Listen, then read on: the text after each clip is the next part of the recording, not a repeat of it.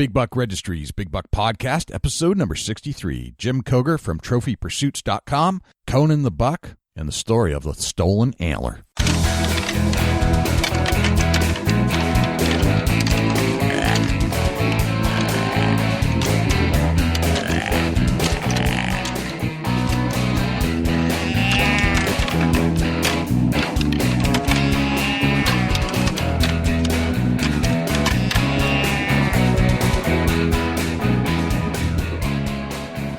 Big Buck Registry is a virtual museum of hunting stories. We preserve a piece of Americana by interviewing and recording hunters about their hunts and experiences from across the country.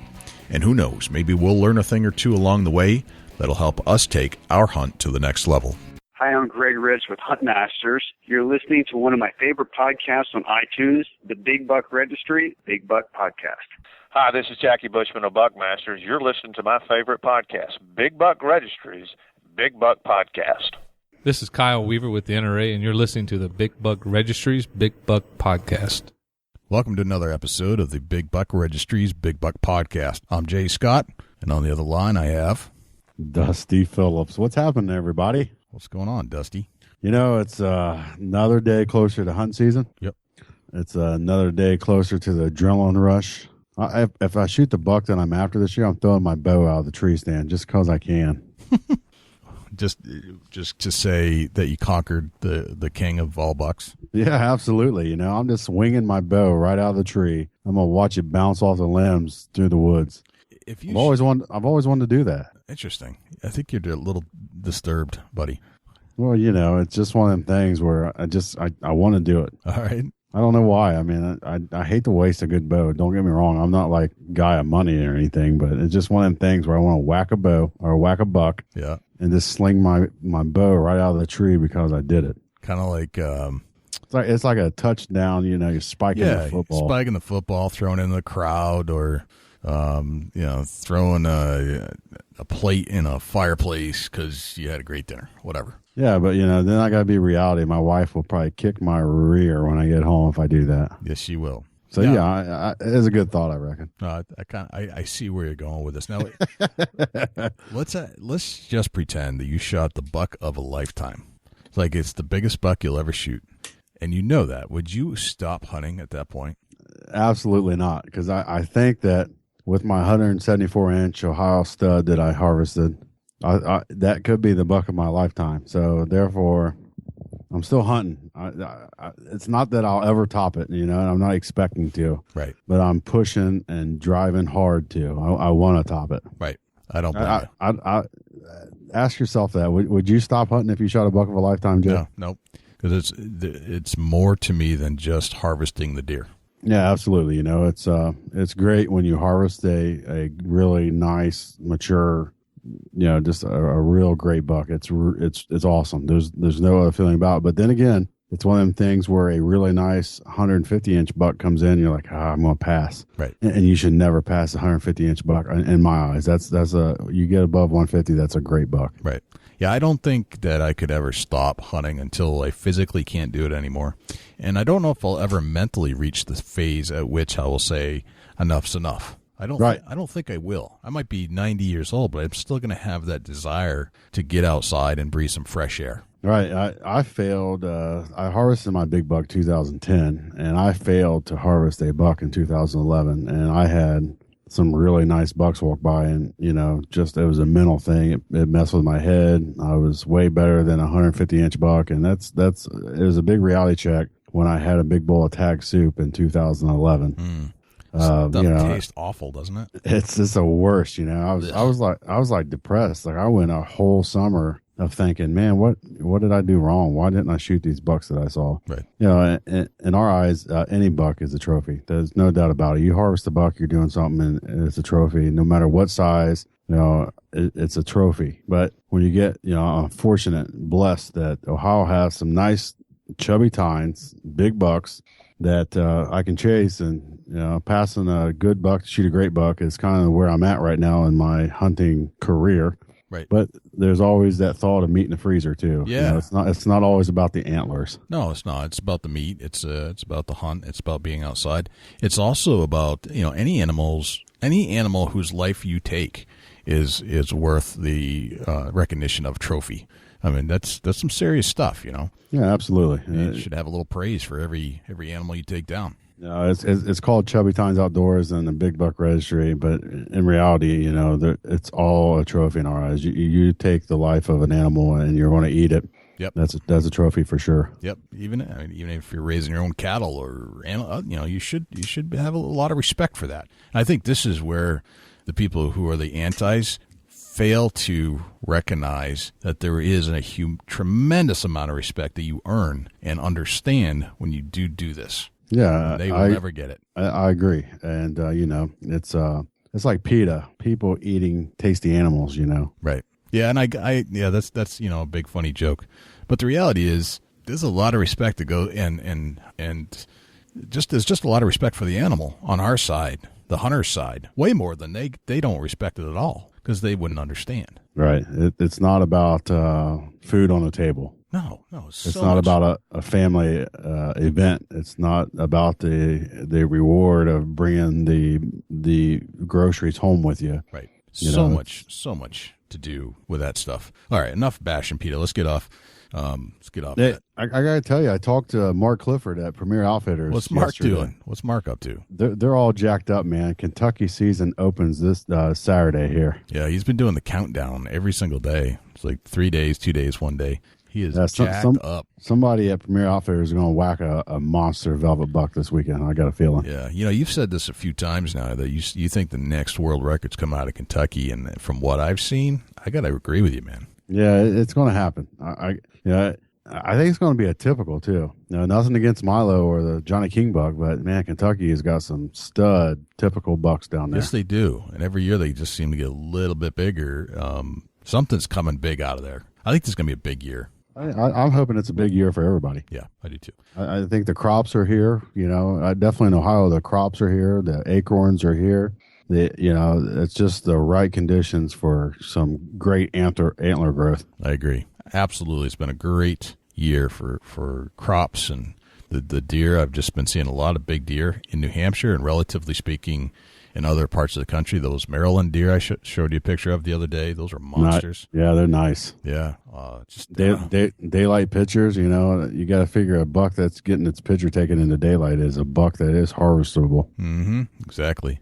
So sorry to my good friend Bob that I can't join you on that one, but we'll do it another time, hopefully. Bob, call me. I'm available that weekend. Right. Damn you. It's no fair, man. Sometimes I'm always available. Yeah, I'm always available for a good hunt, though. I hear you. We'll definitely have to get down and see my good friend Bob down in North Carolina and go hang out with him, shoot some hogs, and hunt some deer down there. He's a good dude. But speaking of hogs, who are you going to have a chance to run into today? The pig man. The pig man. The pig man cometh.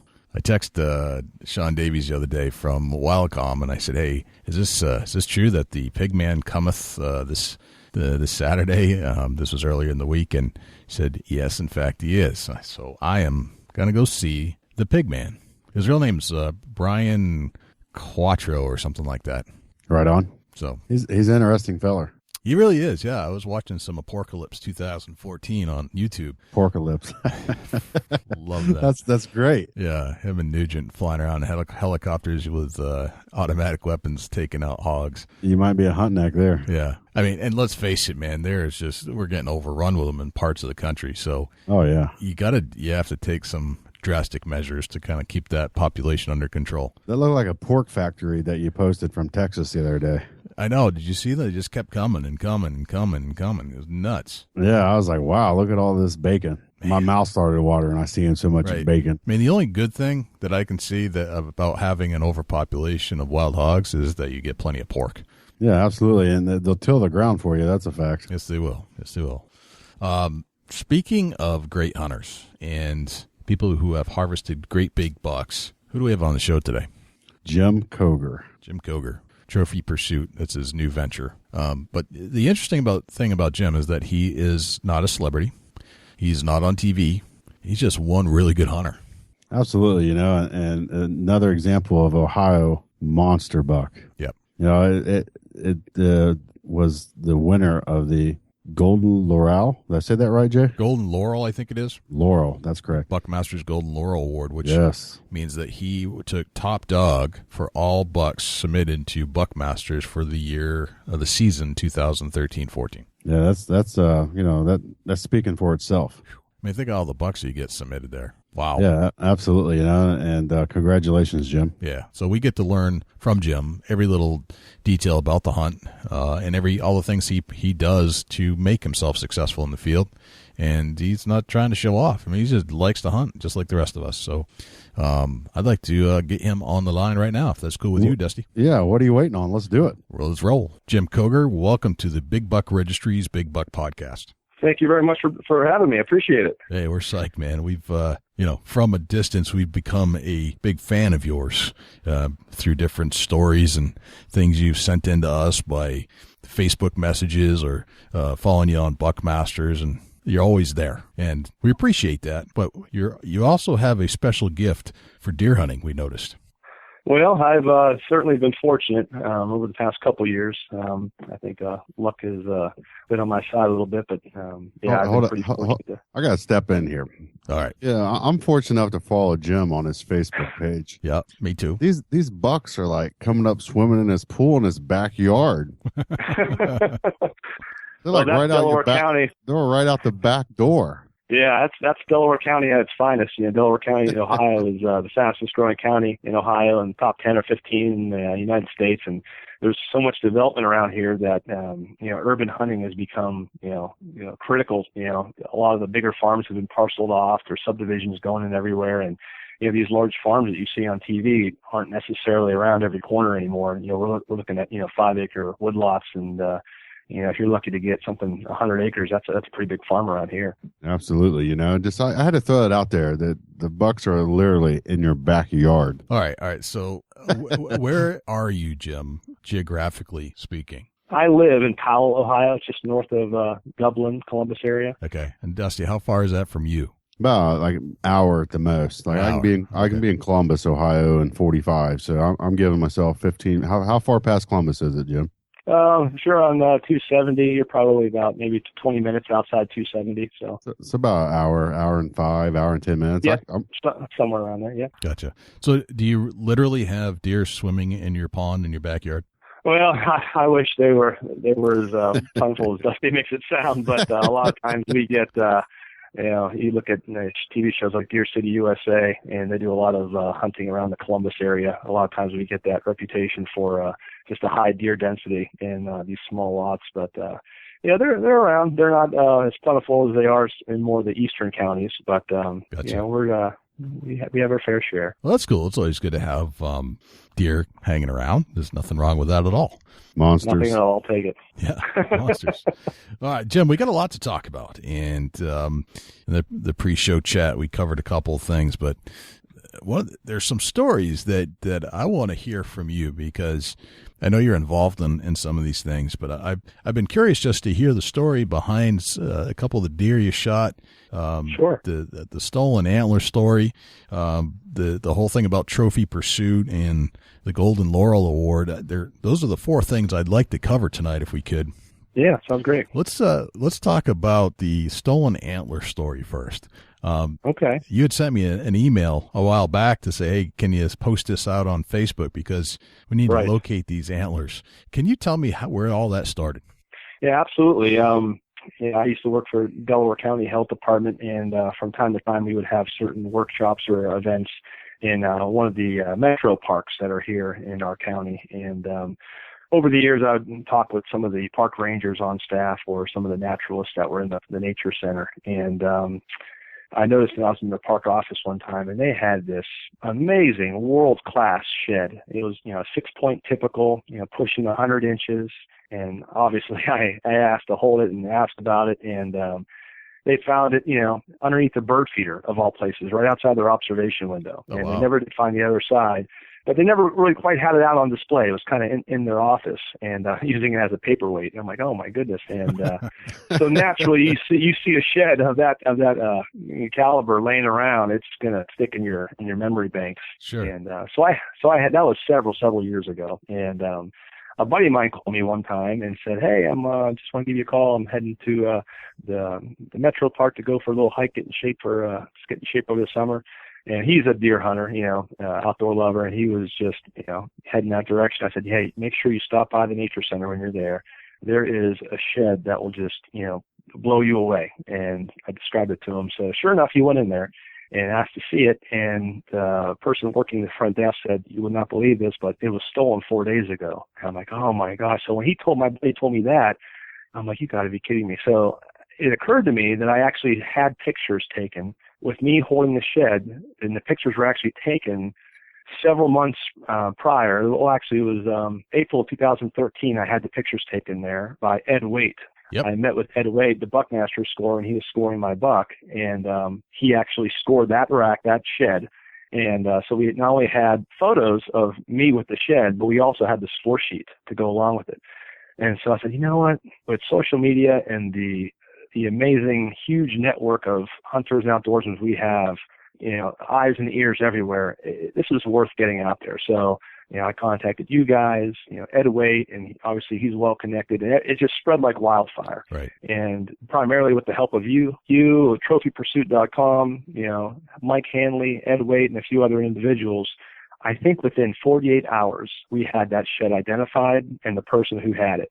And, basically we got in touch with that gentleman. We showed him the pictures we already had of it, told him that it was, recently stolen. And the story goes that this gentleman who had it was posting pictures of it on Facebook, had just purchased it a few days earlier from a 15-year-old kid. Oh, wow. And so basically as soon as that gentleman found out that antler was stolen, he immediately saw to it that the very next morning he drove it back to the park office and delivered it back to its rightful place.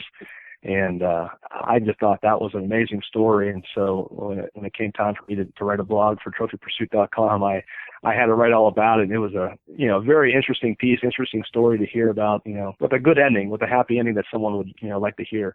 Yeah, and, it's a story that you don't want to have to write too often, but because of the outcome, right, it made the story amazing. Yeah, and just that could be hopefully a deterrent to anyone out there who's thinking about because a lot of these, times you'll have someone steal something and they want to pass it off as their own. They want to show off a little bit. And, the moment they do that, online these days, someone's going to see it and someone's going to recognize it. Yeah, absolutely. That's awesome, man. That's so cool. So I was just happy to be a small part of it. And I thank you guys very much for getting the message out. I was psyched to get the email from Ed, and I was very impressed to hear back from you later to find out the end of the story, because you always send out help, you try to help, but you never get the follow-up. So it was just nice to hear that there was a success in recovering a stolen piece of property. That's awesome. Yeah, no question about it. Very cool. Especially a nice buck antler like that. That was a stud. I was like, yeah, I'm glad they found it. I wish they would have found the other side too, but that never happened. But right. You're talking about a deer that could have been pushing 210 inches or possible world record as a typical, wow. And that's made it even that much more important. Wow, that's incredible. Jim, did you grow up in Ohio? I did. I'm originally from Youngstown, Ohio, and went to Canfield High School. Okay. And I went to the University of Findlay to college for 5 years, and I moved to Delaware County in 2002. Gotcha. And did you go to the Hilltop School in third grade? I did. You got a lot of good pictures on your Facebook page. I'm like, wow, you did the research. Yeah, we check up on our guests. All right, so which one's you? Because I noticed that you haven't labeled yourself. What was that? I'm sorry. I said, which one is you? I noticed you haven't labeled yourself in your picture. If I'm imagining the picture you're looking at, I may have on suspenders. Yep. With a blue and white striped shirt. I may be in the back row. Gotcha. Hold on. That looks like pink and white. Are you sure here? Hold on. The suspenders give it away because you're the only kid in the whole class wearing suspenders. Hey, you gotta have confidence to rock suspenders. Come on now. Yes, you do.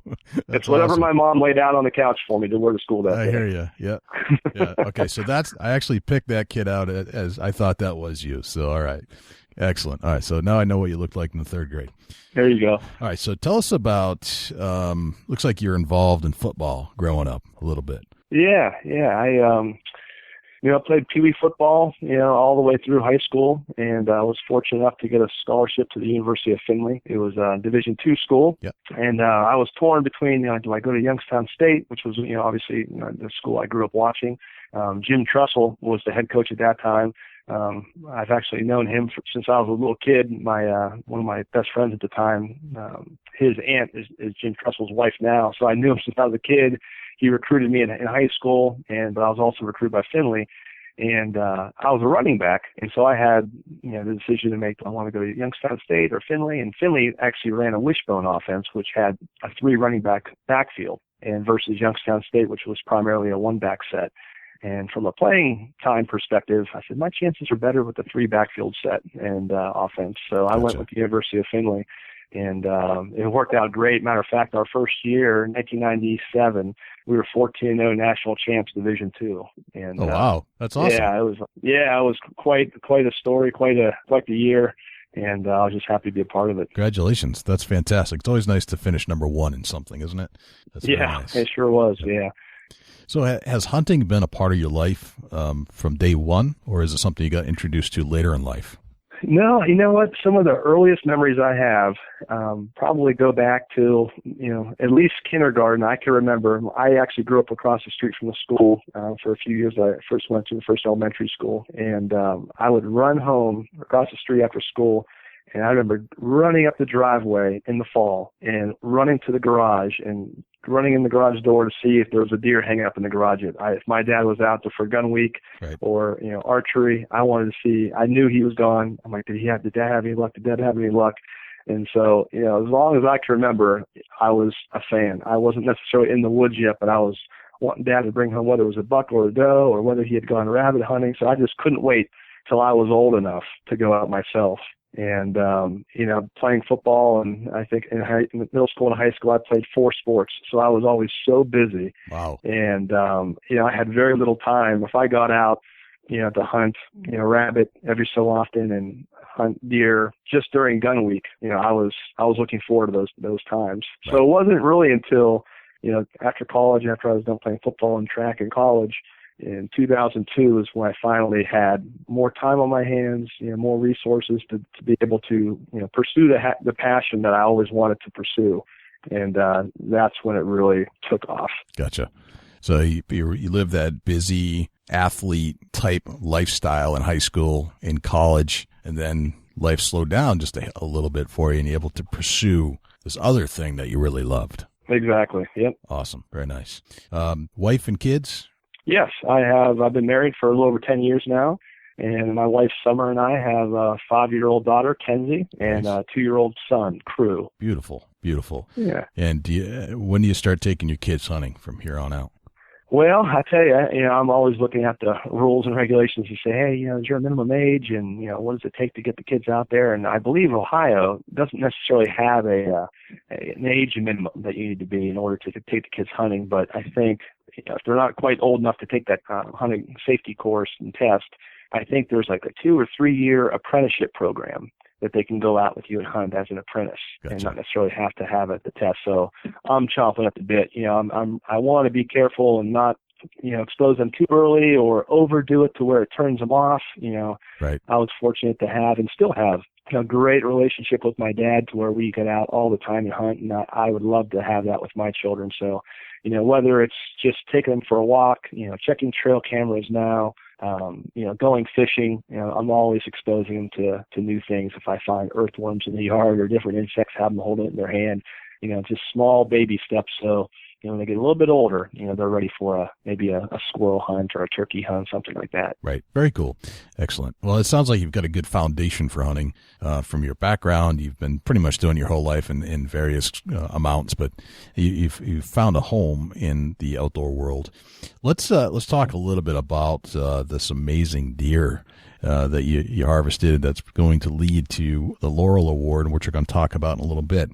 But there's a deer that you have with you, a bow and arrow, on your Facebook page, and it's just a magnificent specimen. I would like to hear the whole story, and one of the things we like to do is to learn from other hunters telling those stories about those hunts and how you set up. And if you would you share that moment with us? I'm going to have Dusty kind of walk us through it. I'd be glad to. We're going to awesome. Just so you know, we need a GPS coordinates for your tree stand. That's a starter for us. Yeah, I'll be sure to get that right over to you. That'd be great. Jim, he tries this every single week. You know what? I've heard him say that before, watching other shows, listening to other shows. That doesn't surprise me. See, he needs a new angle because the old angle's not working. Jay, don't tell him all my secret. Maybe one time somebody's going to say, "Hey, yeah, right here it is." See, one of the problems. Someone will slip up sooner or later. Yeah, one of those problems, Dusty, with becoming a more popular podcast along the way is that your material is shared over and over. So I know I got to change. I got to change your up tactics. a little bit. Change your tactics. You're right. I'm just saying. Hey, Jim, maybe we can do lunch one day and go check out your tree stand setup. Sure. I've seen the bucks on Dusty's wall on his Facebook page. He doesn't need any help from me. He's doing just fine over there. Yeah, he's doing just fine. A whole lot of luck. A whole lot of luck in the right place, the right time. That's the best advice I can give anybody. Spend time out there in the seat. Seat time means a whole lot to me, and I try to go as much as I can. I know it does to you too, Jim. Let's get into question. Did you have this buck named? You know what? We actually had him named probably within 1 minute after we saw him for the first time on camera. Give me a name, and we're going to work off of that name. What did you call this particular buck? My dad nicknamed him Conan. Conan. So Conan was what? Let's go back to the first time you seen him on trail camera. I'm guessing that you called him on trail camera, and that's when the hunt really started. Tell us. That's a great name, by the way. I love that name. Right. Awesome. Conan. Let's think about. I think it was maybe it was mid to late October. I think I want to say October 22nd, something like that. And my dad and I just got done with a Saturday hunt, and we try to be, as efficient with our movement in the woods as possible, trying to make any unnecessary trips. So during the season, the only time we check our cameras is when we're hunting. So we finished up with our morning hunt, checked a couple cameras on our way out, and went home for the break. And, after I popped it in my camera, flipping through, and I said to myself, "Oh my goodness, look at this deer." My dad's like, "What?" And so I, got it all centered and framed up for him. I showed him on the camera, and he's like, "Would you look at that?" And then he handed the camera back to me. Within a few seconds, he goes, "You know what? You and Robbie's my brother-in-law. He goes, you and Robbie are always nicknaming these deer. This one's mine. I'm going to nickname him Conan." I said, "Conan it is." So this was October 20. This is October 26th. What is this? The year that you harvested the buck? Is that the first year you seen him? This was October 20 something of 2012. So it was a 2012-2013 season. Okay, gotcha. I'm just trying to get back and replay how this buck came about, how Conan came about. So that So on October 20-something, you realized that you had a quite significant caliber buck in your area. Where do you go from there? Do you what kind of tree stands are you set up in? Mostly on this property at that particular time, they were all hang-ons, and we have them, usually between 25 and 30 foot high. And they probably have been there for since 2008. We were hunting this particular farm. So, over time, as you learn more and more every season in terms of, where are the historical trails, where do they move during the rut, where do they move during the preseason. Absolutely. And, so they were tried and true stand locations. So we didn't really make a whole lot of adjustments at that time. Matter of fact, we kind of kept everything, exactly the same. Didn't want to do anything that was an alarm the deer, didn't want to get excited and, change anything up. So from that evening on, we were coin tossing every single time when it was time for all of us to pick our stands, and everyone wanted to be nearest that particular trail camera. And, on that day when we first saw him on camera, it was like October 18th was the first day he showed up, and the other time was like October 22nd. And we were all gung-ho about it. And historically, we've had several really, really nice deer. Nothing quite that nice, but, several Boone and Crockett's over, the years, and they would just disappear, or they were just passing by, or, something happened and it never came to fruition with us. And, so we were really, really superstitious in the fact that we didn't want to blow yet again another opportunity. So we kind of kept it hush-hush for obvious reasons, didn't want to, jinx it. So from October 22nd, he disappeared for almost 2 months. And really? I committed myself at that point to saying, it's this deer or no deer at all for me. I think I heard Stan Potts one time say, if you have a world-class deer, you never know how many times in a lifetime you could hunt an animal of that caliber, and you should just make up your mind to pursue it. And if you go the whole season without filling your tag, then so be it. At least you could say you put your best foot forward. So that's what my plan was. And in the subsequent weeks of the season, entering into the rut, my brother-in-law and my father both shot 146-inch deer. They were like within eighths of each other. My Really? dad was 146-inch 8-point, and my brother-in-law shot 146-inch 10-point. And so that left just me. And I'm like, well, okay, the pressure's on me now, and no one else to film, that sort of thing. So, once the rut went by, once gun season went by, and, I hadn't heard anything from anyone else in the area shooting them, I had some friends. Would you guys tell us a little bit about what you obviously have some kind of mineral or a feed out, or are you using anything in particular? I've been using Invite Fat Racks minerals and Invite products since 2007, 2008, something like that. And we always have a summertime mineral program going on where I'm refreshing them every month or so. And, they have that residual lasting effect where your minerals are leaching into the soil, leaching into, rotted tree stumps. And, deer are still hitting that up a month or 2 or 3 months later. It beats having to carry corn, into your area every week and alerting them of your presence. So you do it one time, you can go back 2 months later and refreshing the site, and you're in good shape. Right. And if I ain't mistaken, your particular buck has made the cover of the bag of the mineral. Yeah. Just recently, as a matter of fact, they right before the Deer Acid Classic kicked off, they just got it on the bag just in time. And, they're a great company. I've known them for years, and they're also out of Northeast Ohio. And they expressed interest in putting my picture on there a couple months ago, and they said, we'd like to have an Ohio deer, and a person from Northeast Ohio has been with us and using our products for a long time, and it just worked out. And I was happy to be a part of their program. Awesome. But, so, how many acres are you hunting on this particular farm that this buck was harvested on? Well, I had 3 different parcels, ranging anywhere from just, like maybe 5 acres to up to 25 acres. But it's part of a really big farm. And so there's just, lots and lots of land around, lots of woods around, farm fields, beans, corn, just winter wheat kind of everywhere, creek systems running through it. So it just kind of has everything you need, to hold big deer on your property and to sustain them there for a long time. It sounds like a deer mecca. Yeah, some years more so than others, but it's been pretty good to us. Right on. So let's get back into where we was at. So you go through the rut, and this buck has abandoned the farm for a couple months. When do you pick back up? You've seen him again. Well, I just, after 2 months of doing the same old thing, hitting the same old stands and not getting any different results, I said, I haven't heard anything about this deer being hit by a car. I haven't heard anything from another hunter getting it. And a deer that caliber, surely, word would get out if someone had gotten it one way or another.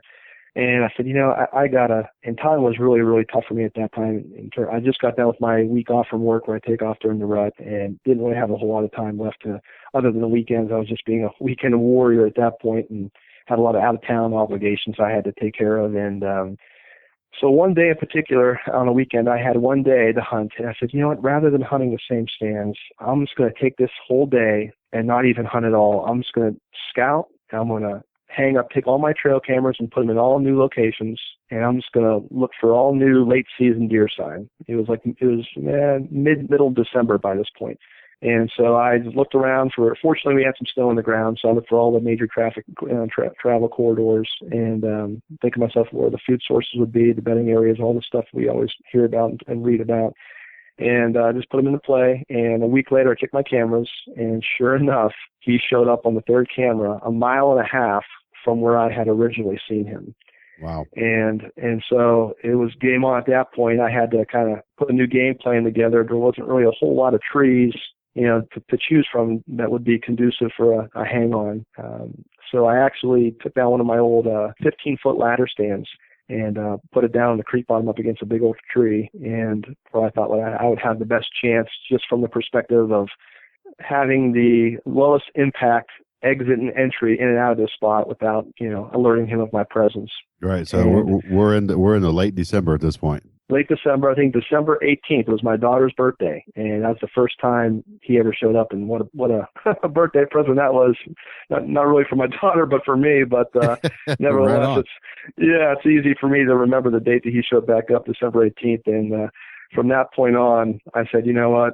I try to go the whole season as much as I can without baiting, and in Ohio baiting is legal. But if I want to, put myself in the best position to try to keep this deer here and keep them happy, it was like, as much corn as I could possibly get my hands on. I was refreshing the corn pile nonstop for the next 2 months, it seemed like. And I think February 3rd is the last day of the season. But yeah, as much corn as I was dumping, as much as I was monitoring him, I was getting pictures, maybe once or twice a week.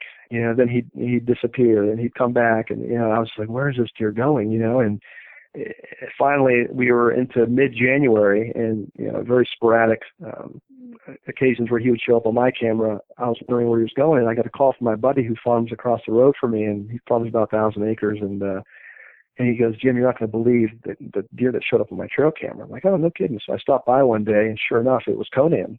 And I'm thinking to myself, what in the world is a deer, especially a deer like this, doing moving around this much in late season? It defies everything that, we've ever heard or read about, in deer magazines or hunting magazines about how, deer are masters of energy conservation. They'll lay in their bed all day long, just get up once or twice to chew their cud or, stretch their legs. Right. And here this deer is moving 1.5 miles every other day. And I'm like, what in the world's going on? It's late January. You don't think there's any rut activity going on. So, I was hoping that it wasn't me bumping him out of there. But on my buddy's farm, there were two of my other friends that still had, tags unfilled. And they're pretty much kind of done with the hunting season. But when this guy showed up, it kind of fired him up a little bit again to get back out there and try to get after him. And sure enough, I think it was January 18th or 19th, my one buddy had him come in. Conan came in to 20 yards of him in his stand, and he shot him just high on the back. Actually went through the hide. There was some blood on the arrow, some hair, and they tracked him all night long and never found him. It was just, it wasn't quite no man's land like people talk about below the spine. It was actually, it just wrapped around the hide above the spine. And so it was just a really artificial wound. And I didn't know exactly where he had shot him until 5 days later. He shows back up on my camera, and you can clearly see both the entry and the exit wound. And it was just, it was unbelievable. Really? And so basically that was, took the winds out of my sails when I had heard he was shot. Cause I was like, wow, I'm never going to see this deer again. Now he's educated, he's spooked, and before I knew where he had been shot, I thought, maybe he can go somewhere and die in a thick brush thicket somewhere. I'll never find him again. And like I said, fortunately he showed back up, and from that moment on, he was pretty much on my farm the entire time. I don't think he ever went back over there and posed for another picture of my buddy's farm. He stayed put, and then it just became a cat and mouse game for the next 2-3 weeks. Right. What kind of camouflage? What kind of camouflage you wearing there in northern Ohio? Well, I got a whole hodgepodge full of stuff, but mostly Realtree. Realtree jacket and pants, and Under Armour hat with Realtree camo, and I had just on so much stuff. By the time it was late January and going into February, it's not uncommon to be in 6 different layers, of clothing. So yeah, just about my whole bag, my whole arsenal of clothing was being utilized at that point, plus hand warmers and toe warmers. But right, yeah, I could keep warm and stay out there for sure. What kind of bow are you shooting? I was shooting a PSC Venom, I believe is what it was. And I had been shooting that since 2005, I want to say, 2007, something like that. And it was always a good bow for me, and it was, one of those heavy bows, very, very forgivable. It's something that I had just shot so much that, it was something I was very confident with, very comfortable with. And PSC always took care of me. I think one time I had a PSC Catalyst bow, and it had some hairline fractures in the limbs, and sure enough, PSC took care of me and shipped me out a new bow. And so I've been shooting with their bow for years and years, and it's a whole different caliber of bow than what's available out there now. I can't wait to get my hands on a new one, but yeah, at that time it was a PSC catalyst and gold tip arrows. And I was even using a Rain broadhead, which is, I don't think they're in business anymore, but I had pretty good success with those. Right on. And so we're into late February or late January. Sorry. Right. We got our PSD. We got every piece of clothing we can put on, some hand warmers and some toe warmers, and it's getting cold. Late January in Ohio is getting down below 30 Fahrenheit. Sure. It's starting to get nasty. So you got this buck and you're after him. What do you do to get after a big buck like that in late January? Well, for me, I know, obviously it's getting down to crunch time, and if there was ever a time to take off the last few hours of work to get an evening hunt in, begging my wife, hey, can you please go pick up the kids so I can get one more hunt in, things like that. I'm trying to work out left and right. And, doing extra dishes around the house, any extra bonus points I can get to justify an additional hunt, I was trying to pull off. It's amazing what a fellow would do for a big buck, right? Oh, man, I was cleaning cars. I was running the vacuum. I was doing all kinds of things, folding laundry. But fortunately, my wife really realized, the opportunity that was available and in my terms, realized the gravity of the situation, so to speak, and really was on board and was a big support system for me and say, hey, do what you got to do, get your butt out there and, let's do it. And so, it came down to the last weekend of the season, and I was supposed to go out on Friday leading into the last weekend. And so I went to go to the property, and the property is not too far from where I have to go pick up my kids at school. And I got a call from the daycare saying that my son had a fever. And immediately, with my wife already being at work, I actually had to not hunt. I had to stop where I was going and then go pick up my son and daughter at school and bring them home, and just spoiled my whole Friday's plans. And so last Saturday of the season, I go to check the camera, and who's in front of my camera for an hour and a half eating corn, while I was supposed to be there? Conan was there. I'm like, oh my gosh. I was like sick to my stomach. Did I blow my only chance? And mind you, this was the only daytime pictures I ever had of him since October. Right.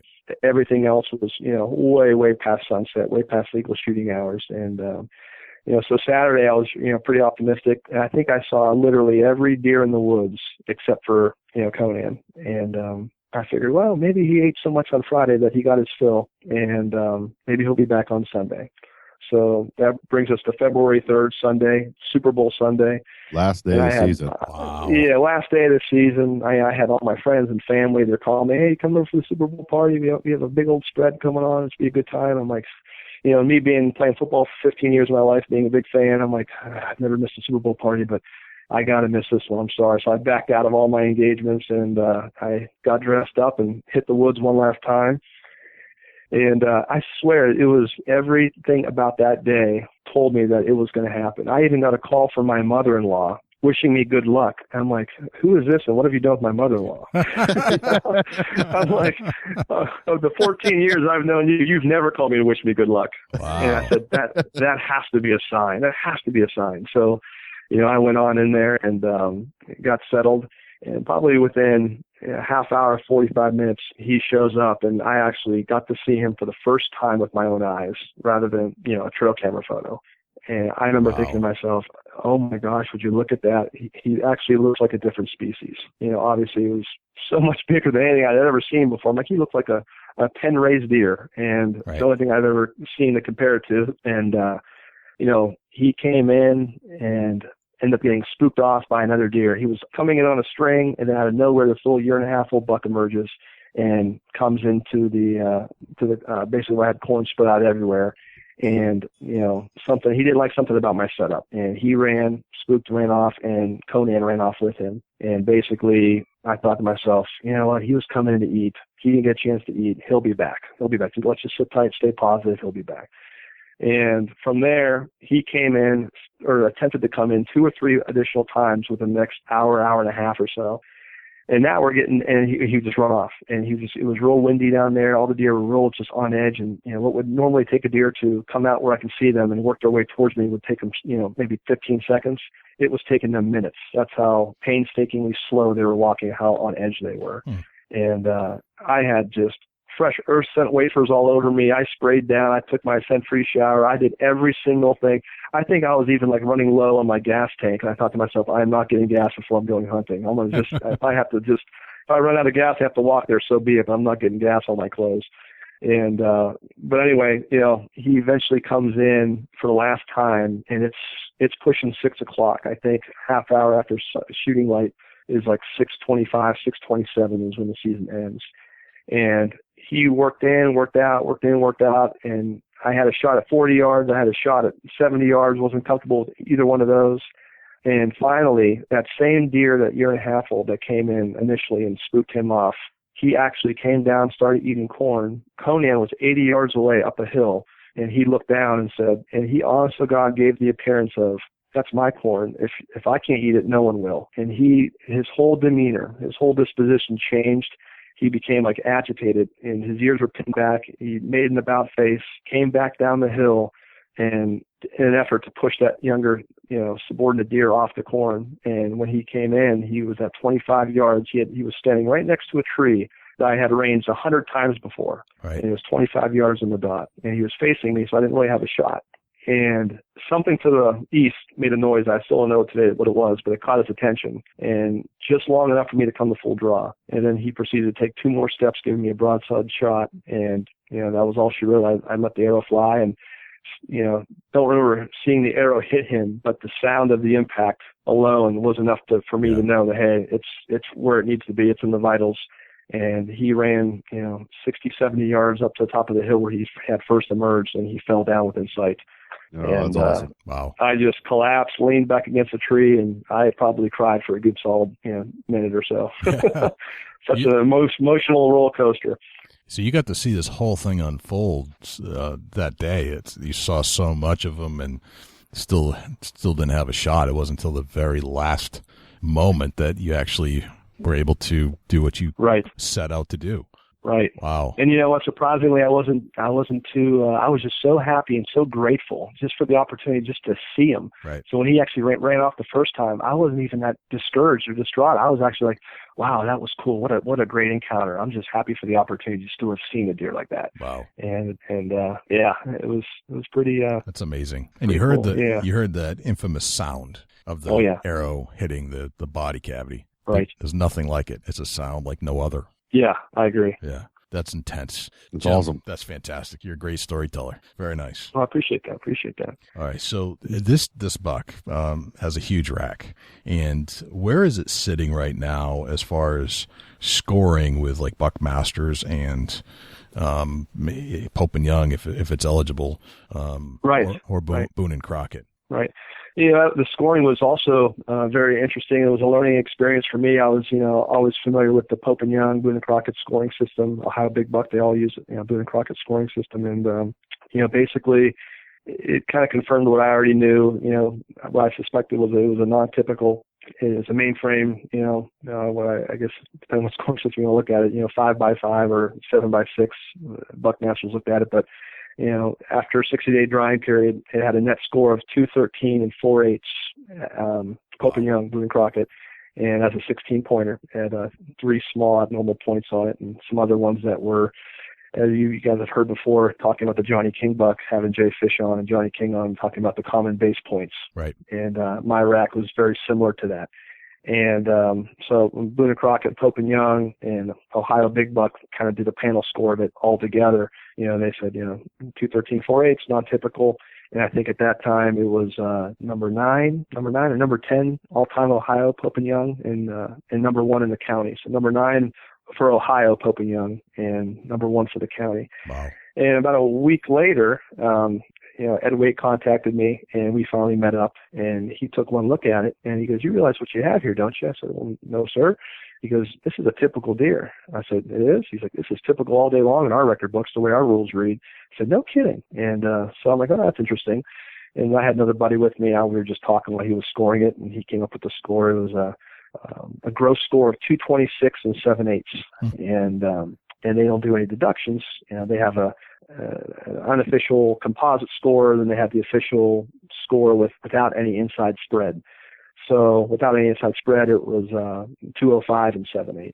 Gotcha. And later on, I started looking on the online record book. Someone directed me to the record books online, and found out that it tied the Wayne Zaft buck for the out of Alberta that was shot in 2001, and ended up tying it for the world record, typical shot with a compound bow. I'm like, oh my goodness, this is crazy. And, awesome. And so, Ed Waite contacted me. You know what just happened? I said, no. I mean, I just found out. He goes, this is crazy. And we were just laughing about it. And it actually tied to the exact eighth, both in composite gross score as well as the official score without the inside spread, since we both had, the Wayne Zaft buck and I both had exactly 21 inches inside spread. Wow. So it was very interesting to see how that whole thing played out. And just another buck that was, talked about in terms of having a common base points. Right. Wow. It doesn't get any better. So that's one of the best bucks in the whole world right there. That's crazy. I appreciate that. Awesome. It was certainly a special deer. So cool, Jim.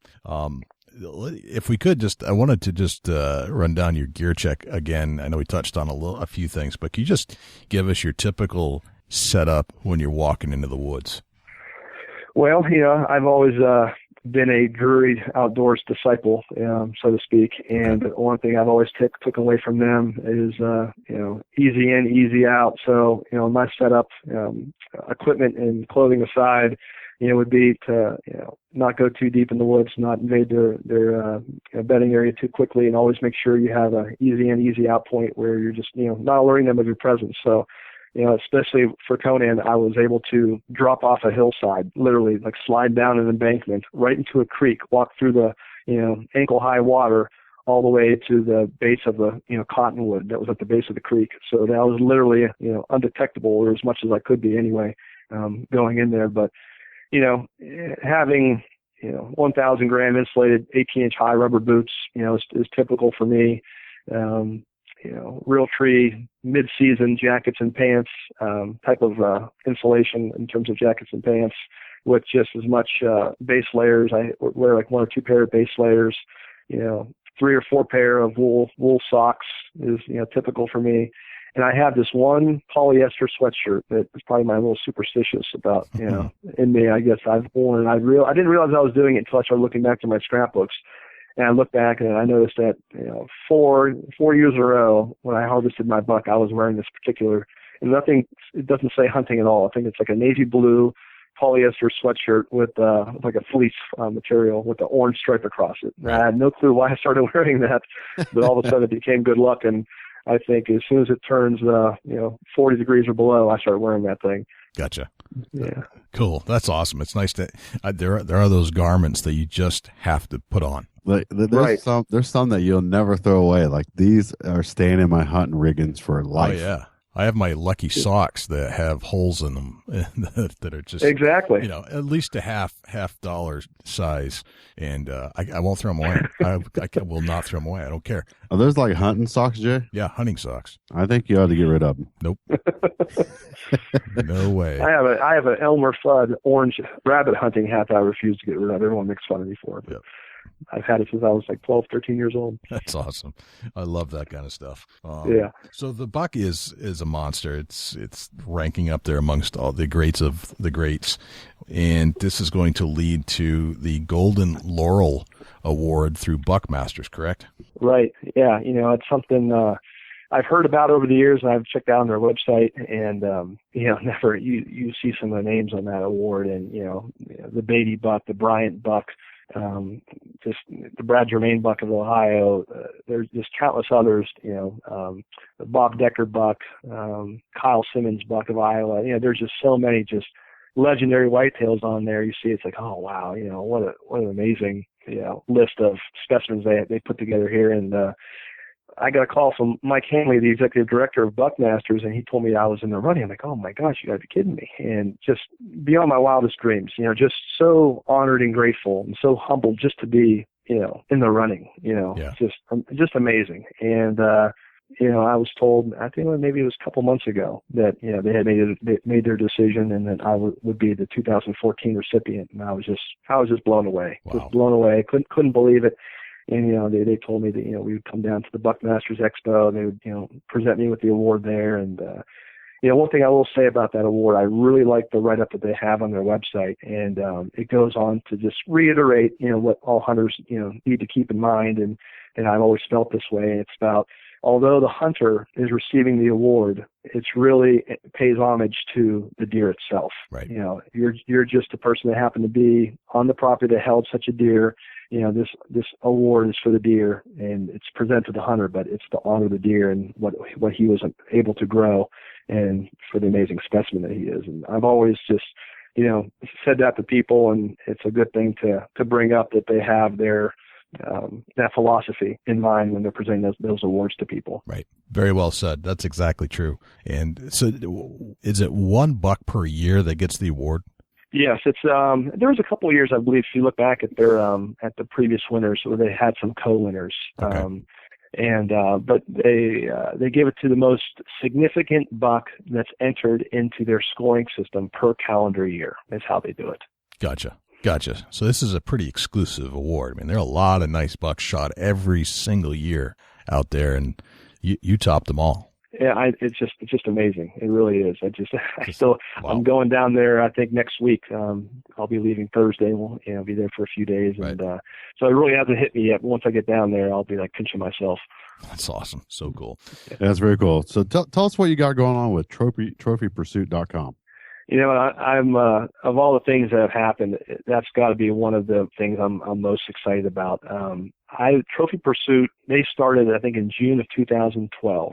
And we were talking before the show and about how many just outdoor groups are out there, how many pro staff people there are out there. You go to an expo, and there's just rows and rows and rows of them, and you see that. And I started reading Trophy Pursuit a couple of years ago, shortly after they started, and just became a huge fan. I just thought, they're doing something just a little bit different. They almost daily, they either have blogs, webisodes, photos. Whether they're Facebook or a website is being updated, they constantly had something for, an outdoorsman and hunter is, as passionate about the outdoors as I am. They were constantly feeding that desire, with new information, with new pictures, with new videos. Guys like Chris Duncan, our president, Blake Leffler, Josh Martin, Corey Snoke, Mark Luster's on our staff. He was formerly of Drury Outdoors.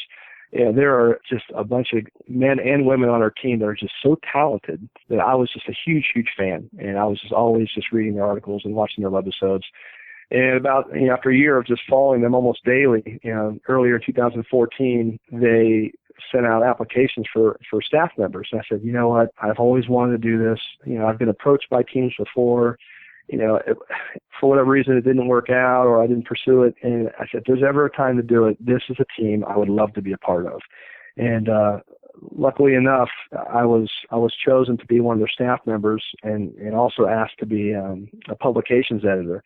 And it's just been fantastic ever since. I mean, between working on the website and, the Facebook page and getting a chance to edit and review some of these articles that these men and women are submitting, I'm like, oh my gosh, I'm a part of the team, but I'm a fan first and foremost. Get to look at these trophies they're submitting and watch their videos firsthand and read their stories. I'm like, my goodness, and it's just a very, very impressive group of people, and I'm just very honored to be a part of them. Every day, I find myself just reading stuff that we're posting and still a fan like I was 2 years ago. Right, and that's you can check out trophypursuit.com, and you can check them out on Facebook and log into the .com and check them out, and anybody can reach out to them there that way. Right, we have we're on Twitter, we're on Instagram. Willie Parman, he's been doing a fantastic job of getting us social media outlets that we've never pursued before. Just everyone has such a, like we've talked about before, I was an athlete my entire life, and a part of me over the years, I've always missed that team-oriented approach and belonging to something bigger than yourself. And, Trophy Pursuit is definitely that. It's such a fantastic, group of first-class individuals that just, know how to get it done, on and off the field, so to speak, in the woods. And, but yeah, it's been a wild ride, and we're putting together one heck of a hit list for this fall. So I bet definitely check them out. Yeah, we have guys from Ohio to Iowa to Missouri, Kansas, North Dakota. So the whole Midwest is just about covered. That's awesome. There's going to be some huge bucks coming out of those areas this year. That's fantastic. I can't wait to see some of those photos coming in later on. Hey, if I got a question, Jim. It looks like you made quite a few magazine articles. What all magazines did your Conan make it into? Oh, speaking of just the pinching yourself moments,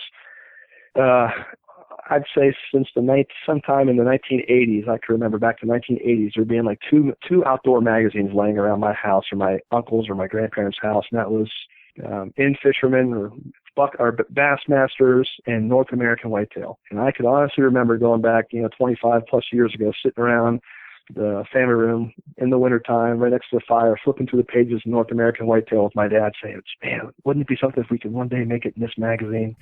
And when I was contacted by North American Whitetail, Pat Hogan and Gordon Whittington, I was just like, no, seriously, who is this on the phone? I thought it was one of my friends, kind of pranking me or something like that. But I had a friend that put me in touch with them, and I was just blown away, to be a part of their publication. And when I got the call that they chose my picture to be on the cover, I'm just like, you got to be kidding me. This is literally a dream come true for as long as I can remember to be a part of that, and to be on the cover was just an amazing opportunity. So your buck made the cover of North American Whitetail magazine. I believe it was the January issue of 2014. Yeah. Awesome. Just an overwhelming, humbling experience for sure. That's so cool. That's amazing. It is amazing. Just, boy, you just got to pinch yourself. Right. Say, wow.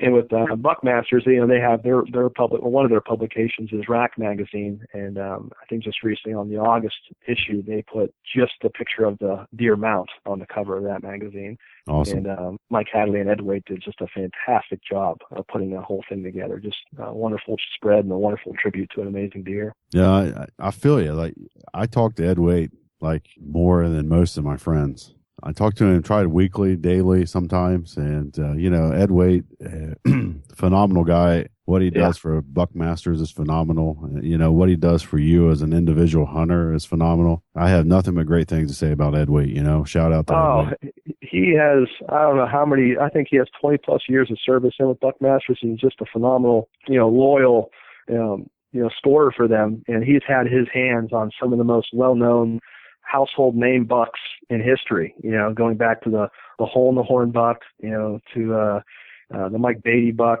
the Bryant buck, just some amazing, deer. And I think you had mentioned before on one of your last shows, he had his 1,000th entry into the record books. Correct. Yeah. That's a lot of measuring. That's a lot of inches right there. Absolutely. That is a lot of inches. Like I trust Ed Waite so much that he's actually got a 162-inch buck of mine that he carries around with him to the shows. No kidding. Yeah, he packs it with him when he goes to the shows, and I'm pretty sure it should be down in Alabama with him when he goes down here next week. Yeah, I'll have to ask him about that, because I'll be seeing him down there. One other thing, speaking of Buckmasters and Ed Waite and scoring deer, for those that don't know, Buckmasters does not have a 60-day drying period. So Ed always would remind me of that. It's like, hey, we don't have to wait 60 days. Give me a call anytime. We'll meet up and have it scored. And I said, that's fantastic. I never knew that. And he said, matter of fact, I've had guys call me. I've measured them while they're still warm. So if you have a deer, you want every little eighth of an inch to count and not lose anything during the drying period, call a Buckmaster scorer within your area, and they'll hustle right over and score it for you. Yeah, that's crazy. Measuring them while they're still warm. That's still warm. Yeah, Ed's out there with his tape. It don't get no fresher than that. No, Ed's a great guy. Yeah, we have a whole homage that we pay to Ed Waite on every show. At the end, when we say "can't wait," we actually it's a bit of an inside tale, but when Dusty says "can't wait" at the end of every show, it's actually an homage to Ed. Actually, when it's all said. True story. Okay. Yeah, every show at the end, I say we do the ending, and then closing. Yeah. When we do the closing, Jay says we'll see you next week, and I say can't wait. And that's for Ed Waite. Okay. Yep. Very cool. Now, does Ed know that? Because I tell him from time to time, hey, Ed, they gave you a shout out again on Big Buck Registry, and he always gives me a message back like a wink face. I don't know if you knows that or not. Yeah, we. Ed's still on our our guest to be. You know, Ed's on our hit list. So yeah, we want him on the show.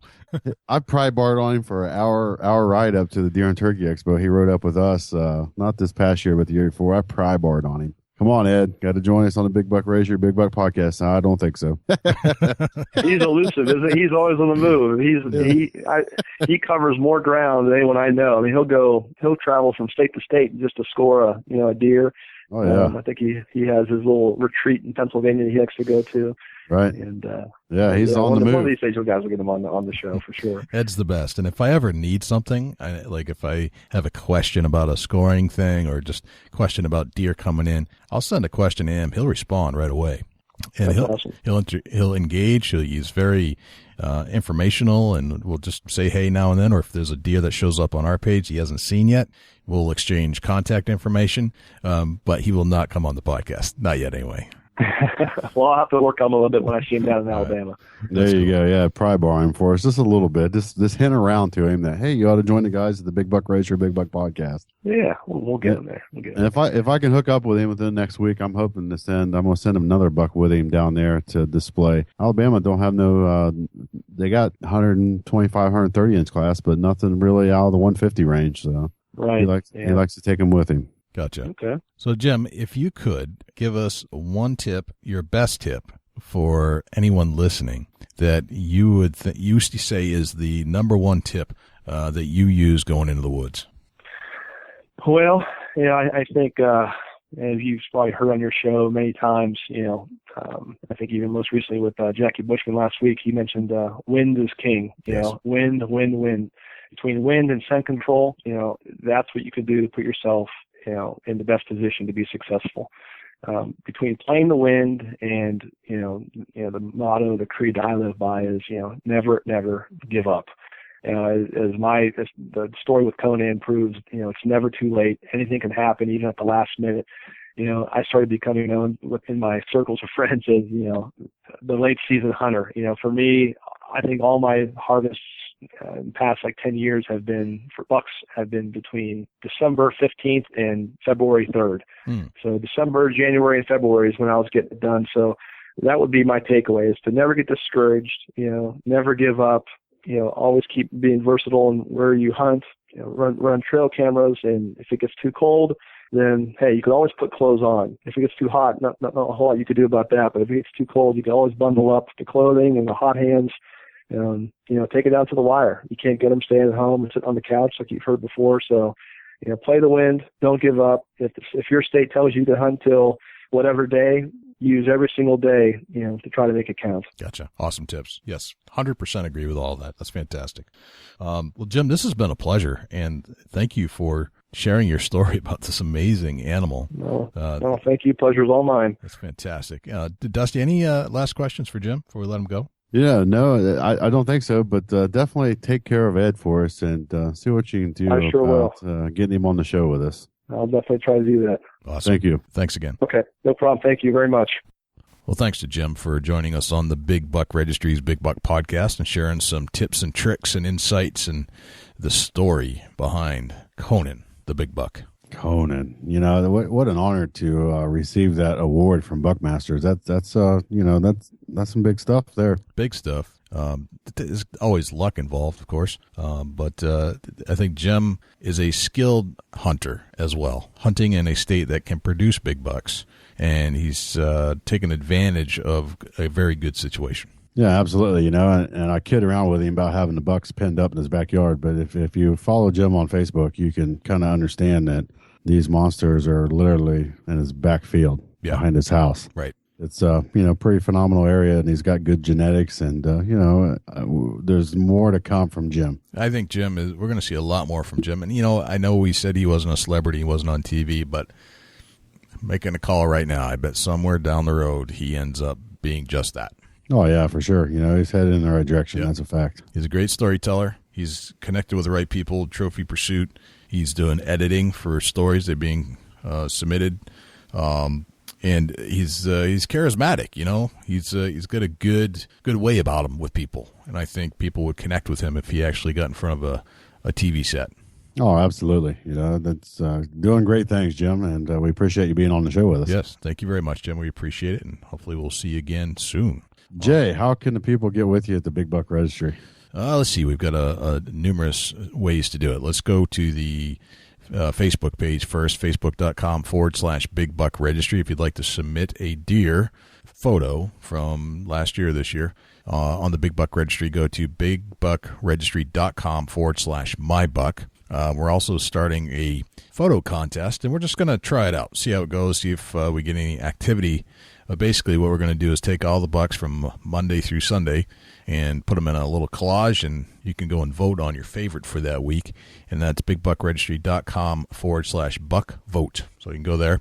724-613-2825 is our phone number if you'd like to give us some feedback about this show.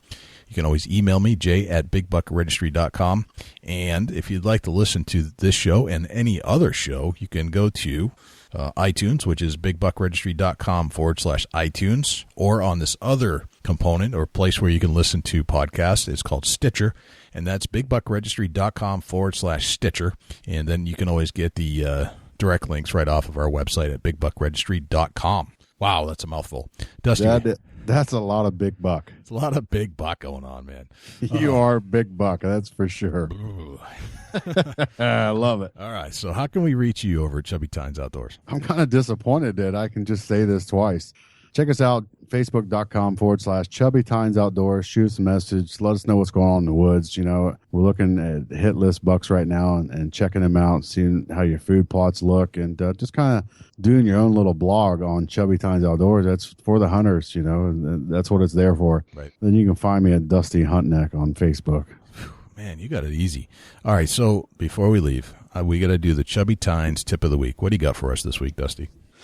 Oh boy, I'm getting into a little bit of food plots. Definitely if you're just getting ready to plant a food plot, I know it's almost a little bit late in the year, but I'm going to recommend that the first thing that you do is pull a soil sample. And if you don't know how to read it, have somebody that's at your local ag store, or get in contact with a seed company and check out your pH levels and see where you need to be with your soil. Gotcha. That's good to know. I'm actually starting a food plot in my old garden, courtesy of the Honey Buck Seed Company, Doug Kostrava. He sent me some seed, and I'm going to plant it in my old garden. And the first thing I'm going to do is rototill. Well, actually, what I'm going to do is weed whack. And then I went and got my old rototiller back from my good friend Dennis, who's had it for about 4 years. And basically nothing worked on it. The blades were all seized and rusted. The carburetor was all gummed up. So I literally, it took me an entire afternoon. I got to laugh. This is great because that's always what happens. So, when you let something go out to your buddy and it comes back 4 years later. It's a rust bucket. It doesn't work. Yeah, you think that, man, they'll for sure take care of this. Oh yeah, no, they'll take care of it. They respect my stuff. Yeah, right.